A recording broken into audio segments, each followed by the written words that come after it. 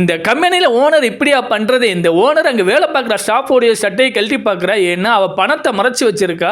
அங்கே வேலை பார்க்குற ஆண் நபரை இவளை அடிக்க சொல்லி கம்ப கொடுக்குறான். இந்த பெண் என்னை மன்னிச்சிடுங்க அப்படின்னு சொல்ல, நான் சும்மா விட மாட்டேன் அப்படின்னு சொல்லி அந்த ஓனரமாக அடிக்க போகிறாங்க.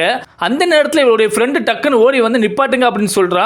ஏன்னா அவளுக்கு தான் உண்மை தெரியும், என்ன நடந்துச்சு தெரியுமா அப்படின்னு சொல்லி அந்த ஓனர் அம்மாட்ட சொல்கிறா. இந்த கம்பெனியில் இந்த நம்பர் ஓனர் வச்ச பணத்தை யாருக்கும் தெரியாமல் எடுத்துட்டு அந்த பெட்டியை வைக்கும் போது அந்த பெண் பார்த்துட்டா.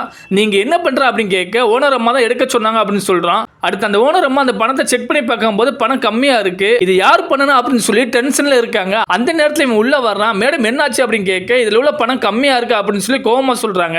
இந்த நபர் சொல்றான், எனக்கு 2 பேருமே சந்தேகமா இருக்கு அப்படின்னு சொல்லி அந்த பேரை சொல்றான். இந்த மேடம் சொல்றாங்க, யாரா இருந்தாலும் அவ்வளவுதான் அப்படின்னு சொல்லிட்டு அங்க போலீஸ் வர சொல்லி இந்த 2 பேருமே செக் பண்றாங்க. அங்க நிக்கிற ஒரு பெண்ணுடைய ஹேண்ட் பேக்கை செக் பண்ணும்போது அதுல பணம் இல்ல.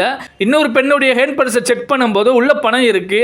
அந்த பணத்தை இவ பார்த்துட்டு, நான் பணம் எடுக்கவே இல்லை மேடம் அப்படின்னு சொல்லி சொல்றா. இவன் தான் பணம் எடுத்தா, நான் பார்த்தேன் அப்படின்னு சொல்லி இந்த ஸ்டாஃப் சொல்றாங்க. இந்த ஓனர் அம்மா சொல்றாங்க, இவளை அரெஸ்ட் பண்ணி இழுத்துட்டு போ அப்படின்னு சொன்ன பின்னாடி இந்த போலீஸ்காரன் அவளை இழுத்துட்டு போறான்.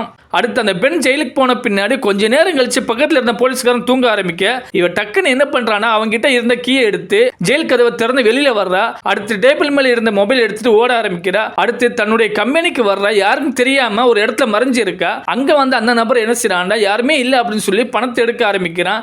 இவன் மறைஞ்சிருந்து அந்த மொபைல் மூலமா வீடியோ எடுக்கிறா. அடுத்து அங்க வேலை பார்க்குற இவளுடைய ஃப்ரெண்டு வந்து இவன் பணம் எடுக்கிறத பார்த்துட்டு, நீங்க என்ன பண்ற அப்படின்னு சொல்லிட்டு, நீ தான் பணத்தை எடுத்து அவ ஹேண்ட் பர்ஸ்ல வச்சியா அப்படின்னு சொல்லி கேட்கிறா. இவன் டக்குன்னு நினைச்சானா, அவளை பிடிச்சி அவ இடுப்பு சைடுல அந்த பணத்தை ஃபுல்லா அடுக்கி வைக்கிறான். அந்த நேரத்தில் ஓனர் வர்றாங்க. இந்த 2 பேரும் பார்த்துட்டு, நீங்க என்ன பண்றீங்க அப்படின்னு கேட்க, இவன் சொல்றான், இந்த பணத்தை இவ திருட வந்தான் அப்படின்னு சொல்லி என்ன செய்யறானா, அந்த பணத்தை காட்டுறான். அடுத்து இந்த மேடம் என்ன செய்யறாங்கன்னா, அவளை பிடிச்சி இழுத்துட்டு போறாங்க.